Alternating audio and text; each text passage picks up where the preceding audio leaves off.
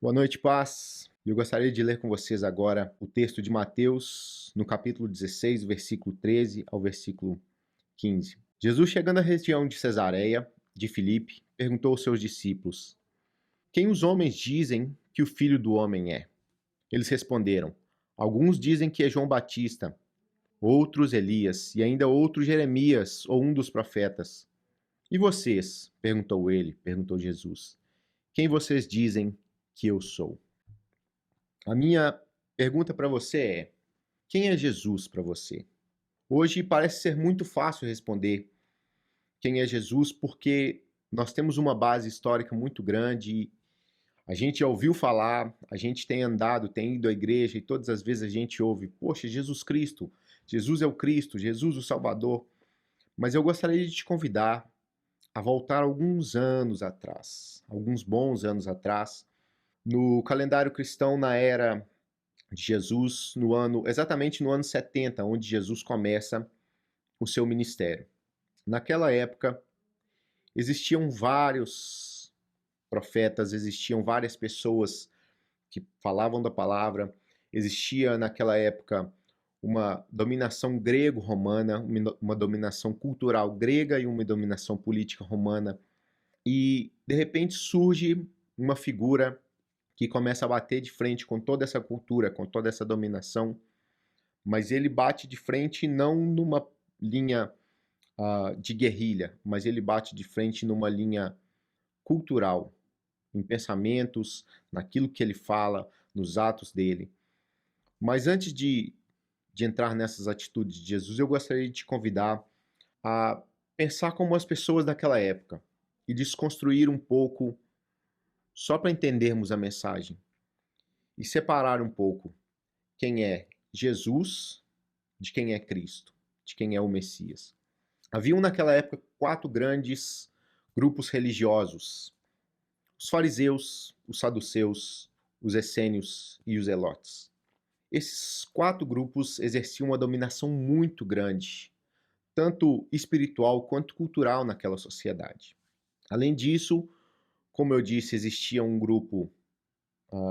cultura muito grande grega em termos de dança, em termos de alimentação, e existia uma dominação muito forte, que era uma dominação política romana da época, e todos nós já ouvimos falar disso.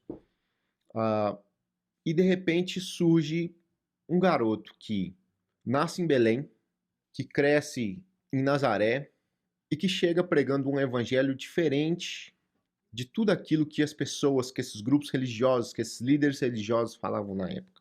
Mas existia uma outra coisa que ainda não, Jesus não havia sido revelado aos homens como o Messias. Então eu entendo que para eles naquela época devia ser muito difícil entender quem era aquele novo personagem que estava surgindo na história. E de repente Jesus começa a bater de frente com uma cultura religiosa muito forte que dizia: olha, não pode se curar no sábado. Olha, não pode se tocar no enfermo, porque senão você vai ficar enfermo. Olha, você não pode fazer isso. Olha, você não pode falar com os pobres. Olha, você não pode fazer certa coisa. E Jesus começa a bater de frente com isso e fazer tudo aquilo que os homens diziam: olha, é lei, não se pode fazer isso. E aí surge essa figura de um homem que nasce numa cidade insignificante, cresce em uma outra cidade, na época muito insignificante, que era uma rota comercial, Nazaré, e de repente começa a curar no sábado, começa a tocar em enfermos, começa a dar liberdade para as pessoas falarem, começa a dar voz aos pobres, começa a participar com eles, a ceiar com eles, a dormir em casa de pessoas que eram odiadas pela sociedade. E esse líder, esse novo líder, Jesus, que estava surgindo na época, começa a ser odiado pelas autoridades justamente porque estava batendo de frente com tudo aquilo que eles acreditavam que era certo. E havia ainda uma dúvida sobre quem era aquele homem, sobre quem era Jesus. E essa dúvida, ela não era só de uma sociedade. Podemos notar que quando Jesus faz a pergunta aos discípulos, ali no versículo 14, no versículo 15, que eles dizem, olha, quem a sociedade diz que eu sou? E a resposta daquela sociedade, uma sociedade que não conhecia quem era o Messias, é: ele é um baderneiro, ele pode ser um dos profetas, ele é a reencarnação de alguém. E aí Jesus pergunta aos seus próprios discípulos, aqueles que andavam com ele, que estavam com ele, que estavam ali vendo tudo o que acontecia. Mas e vocês, quem dizem que eu sou? E note que da parte de Jesus existia essa dúvida sobre as pessoas sabem quem eu sou? Aqueles que andam comigo sabem quem eu sou? E a minha pergunta hoje para você é: você realmente sabe quem é Jesus? Porque, como naquela época, ainda hoje, muita gente conhece um profeta, um Jesus, que só veio para fazer milagre. Olha, é um cara que pode me dar algo que eu sonho. Olha, Jesus é aquele que pode me curar. Olha, Jesus é aquele que pode me dar um status. Olha, Jesus é aquele que pode me fazer aparecer para a sociedade. Jesus é aquele cara que pode me fazer ficar rico. Jesus é aquele cara que vai realizar todos os meus sonhos. E não poucas vezes a gente ainda vê em redes sociais, na internet, se falando de igrejas e de pessoas que querem fazer um comércio em cima de Jesus, do nome dele. E aí as pessoas vendem, olha, eu tenho um saco de arroz consagrado. Olha, tem aqui o cimento consagrado. E você vai misturar com cimento e vai construir a sua casa. E as pessoas fazem um comércio. Mas eu quero trazer essa crítica um pouquinho mais para a gente, porque ainda hoje muitos de nós não conhecemos quem é Jesus. Ainda muitos de nós estamos dentro da igreja, como aquele povo antigamente. Eles viam os milagres, eles estavam perto de Jesus, eles viam o que estava acontecendo, eles viam pessoas sendo curadas. E hoje, dentro das igrejas, nós temos visto pessoas sendo curadas, pessoas conseguindo realizar sonhos. E eu não estou dizendo aqui que Jesus é aquele que não vai realizar sonhos. Pelo contrário, a Bíblia promete que ele realiza aqueles desejos do nosso coração, aquilo que nós pedimos a ele. Mas ainda existem pessoas que só enxergam Jesus como aquele Papai Noel que vai tirar um presente de dentro do saco e vai me dar. É aquele mágico que vai tirar algo da cartola e vai me entregar. É aquele cara que vai fazer um milagre, que vai fazer o sobrenatural. Poxa, Jesus é aquele cara que, se eu for na igreja, ele vai realizar todos os meus sonhos. Sabe? Qualquer coisa que eu pedir. E essa era a dificuldade do povo antigamente, e eu acredito que essa ainda seja a dificuldade de muita gente hoje. E note que quando Jesus pergunta a Pedro, pergunta aos discípulos: e quem vocês dizem que eu sou? É uma pergunta, às vezes, difícil que, se a gente fizer hoje para as pessoas na sociedade, nós ainda teremos respostas variadas. Hoje, se perguntarmos quem é Jesus, muita gente vai dizer: é um personagem da história. Ele é só uma religião.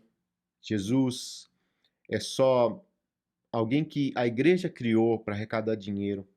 Ou, se caminharmos para dentro da igreja, as pessoas dirão: Jesus é só aquele que vai realizar os meus sonhos, que vai me ajudar nos meus projetos. Mas existe uma revelação muito grande no versículo 16, Mateus 16, 16, quando Jesus pergunta assim para Pedro, quando Jesus pergunta para os discípulos, desculpa, quem vocês dizem que eu sou? Quem vocês que estão andando comigo, que estão comigo todos os dias, que me conhecem, que têm visto milagres, que conhecem as Escrituras, quem vocês dizem que eu sou? E quando Pedro responde a Jesus, ele diz: Tu és o Cristo. Pedro não diz: Tu és um Cristo. Pedro diz: Tu és o Cristo. Yeshua HaMashiach. Tu és o Messias. Tu és aquele que estava descrito, que foi prometido e que veio. Tu és o próprio Deus aqui na terra. E naquele momento é reafirmado o Messias, o ungido. E Pedro reafirma naquela frase, quando ele diz: Tu és o Messias, tu és o ungido, tu és o Filho de Deus, tu és o próprio Deus, o propósito de Deus, o propósito inicial. Quando ele diz no versículo 16: Tu és o Cristo, o Filho do Deus vivo. Tu és a resposta para mim. Tu és a minha salvação. E é esse propósito inicial que muitas das vezes nós temos perdido hoje dentro da igreja. Porque nós temos encarado Jesus como aquele que só pode fazer as coisas, que pode realizar os meus sonhos, mas nós esquecemos que Jesus, no seu propósito inicial, veio para salvar a humanidade. E nós temos esquecido de pregar essa palavra de salvação. Nós muitas das vezes temos pregado uma palavra muito legal. Olha, vamos lá na minha igreja, a música é legal. Poxa, o pastor é bacana. Poxa, a gente apaga a luz lá, acende só no altar, fica legal. A gente faz um negócio, faz um jogo de luz. Poxa, é divertido. Mas a palavra de salvação, ela tem sido esquecida e tem sido deixada de lado nos nossos dias. E o propósito inicial de Jesus é a salvação. O propósito inicial de Jesus não é trazer ao homem para deixar um homem mimado tudo aquilo que ele pede. Jesus promete que vai realizar os seus sonhos, que pode realizar os seus sonhos, que pode realizar os seus desejos. Mas ele também diz: buscar em primeiro reino, buscar em primeiro lugar a salvação, buscar em primeiro lugar a Jesus, buscar em primeiro lugar a Deus. E tudo aquilo que está no seu coração, existe a possibilidade de ser realizado, mas não perca o seu propósito inicial. Em 2011, quando eu morava em Nova York, eu estava passando por uma fase muito turbulenta da minha vida e eu ouvi uma frase que ela mudou o meu conceito na época, em 2011, sobre quem era o Jesus que eu servia. Porque eu estava dentro da igreja, eu ouvia falar de Jesus, eu como filho de pastor via muitas coisas acontecerem, eu chegava a ficar quando menino com meu pai na igreja até 1, 2 horas da manhã e via demônio sendo expulso, eu via milagre acontecendo. Eu me lembro de um fato de uma mulher que os médicos desenganaram ela e todo mundo disse: olha, você não pode ter filho. E durante uma semana oramos por ela, eu ainda menino, e me lembro que um mês depois ela aparece na igreja e diz: poxa, tô grávida. E eu era um cara que estava dentro da igreja, filho de pastor, via todos os milagres que Jesus podia fazer, mas eu havia perdido essa questão sobre o propósito inicial de Deus para as nossas vidas. E em 2011, morando em Nova York, pela primeira vez, aliás, pela segunda vez morando fora do Brasil, e eu passando uma fase muito turbulenta da minha vida, e eu cheguei atrasado um dia num culto da igreja que eu ia, e já no final do culto, o pastor disse a seguinte frase: It's not about you, it's all about Jesus. E essa frase mexeu demais comigo na época, porque naquela época eu queria que Jesus fizesse tudo aquilo que eu queria. E eu esqueci que o evangelho não é sobre mim. Não é nada a meu respeito, não é nada sobre mim, é tudo sobre ele. O evangelho não é aquilo que eu quero, o evangelho não é aquilo que ele pode fazer para mim, o evangelho não é a realização dos meus sonhos. O evangelho é sobre ele, o evangelho é sobre salvação. E é isso que eu quero trazer de novo à tona. Quando Jesus pergunta para Pedro, quando Jesus pergunta para os discípulos e Pedro responde: Tu és o Cristo, o Filho do Deus vivo. Jesus logo após diz: olha, bem-aventurado é você, porque não foi carne nem sangue que te revelou isso, mas o próprio Deus.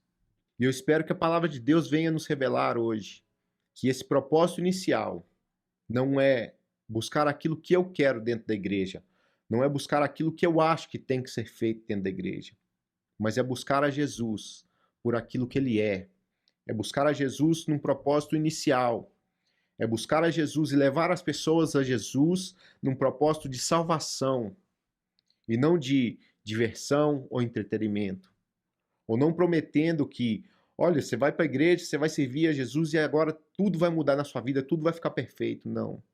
O propósito inicial da vinda de Jesus, da vinda do próprio Cristo à Terra, é a salvação.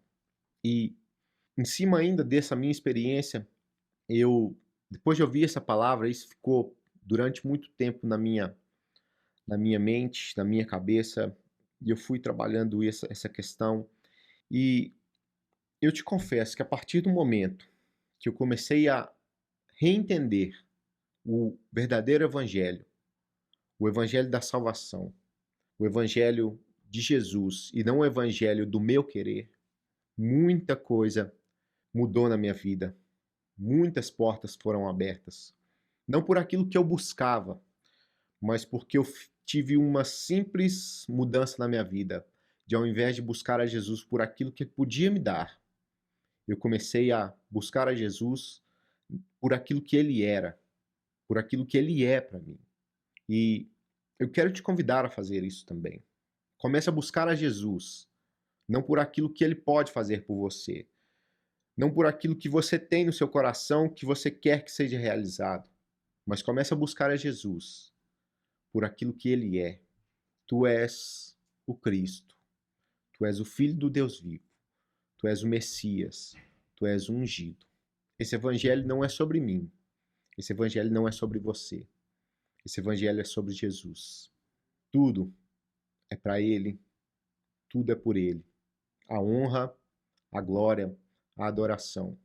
Nada é para o homem, nada é para mim, nada é para você, nada é para a igreja. Não é sobre a gente, não é sobre mim, não é sobre você. É tudo sobre Jesus. Olha, eu quero fazer uma oração por você. Eu não sei se você, durante essa sua caminhada dentro da igreja, também se perdeu, como eu havia me perdido antes, e passou a desentender o propósito inicial da Bíblia, ou passou a deixar de lado aquilo que realmente era importante.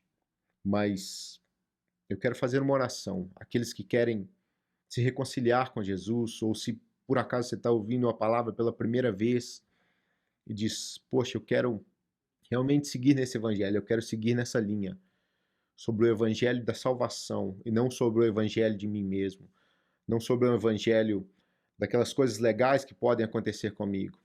Feche seus olhos, eu vou orar por você, e com muito temor aqui eu peço a Deus que essa palavra entre no seu coração, que essa palavra não só entre, mas que ela faça morada, que seja como uma boa semente, numa boa terra, que ela cresça e dê frutos. Deus, eu oro aqui pelos teus filhos. Muitos de nós temos nos perdido ainda dentro da igreja, Deus. Sabemos quem é o Senhor, conhecemos a tua palavra, conhecemos os milagres que o Senhor pode fazer. Deus, mas parece que esse evangelho ainda não foi revelado a nós, esse evangelho sobre quem é o Senhor ainda talvez está distante de nós, os nossos olhos ainda não foram abertos para isso, mas eu te peço, Espírito Santo, abre os nossos olhos e nos revela a cada dia tudo o que fazemos na igreja, em comunhão com os nossos irmãos, nas células, que tudo nós fazemos pelo Senhor, para o Senhor.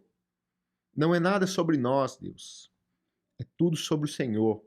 Não é nada sobre o nosso querer, é tudo sobre o querer do Senhor nas nossas vidas. Esse evangelho não é me dá, me dá, me dá, eu quero. Esse evangelho é para ti. A honra é tua, a glória é tua. Esse evangelho é sobre salvação. Deus, e é esse Senhor que nós queremos conhecer. É essa ligação que nós queremos ter. Nós queremos fazer essa ligação todos os dias sobre um Jesus que é o próprio Cristo, que não veio para realizar as nossas vontades, mas que veio para salvar uma humanidade que estava perdida, que veio pagar um preço por nós, que veio num propósito muito maior, de nos levar para uma eternidade, para morarmos com Ele. É esse evangelho da salvação que nós queremos todos os dias. O evangelho que confronta as nossas vontades, mas que vai de acordo com a vontade do Senhor. Nós queremos o evangelho que nos para no nosso querer, porque nós não queremos aquilo, Deus, que nós imaginamos ser bom para nós. O que nós queremos é aquilo que o Senhor tem para nós.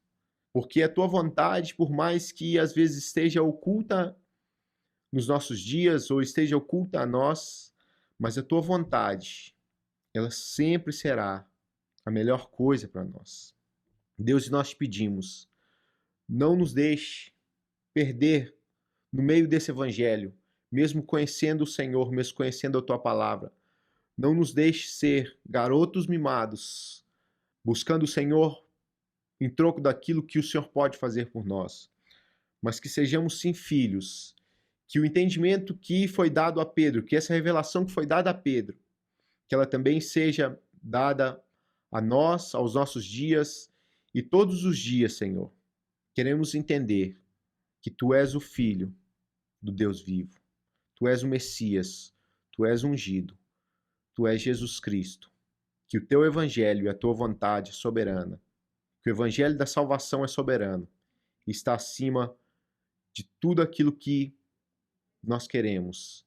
Que não seja feita a nossa vontade, ó Pai, mas que seja feita a Tua e que seja o Teu nome glorificado a todo tempo. Em nome de Jesus. Amém.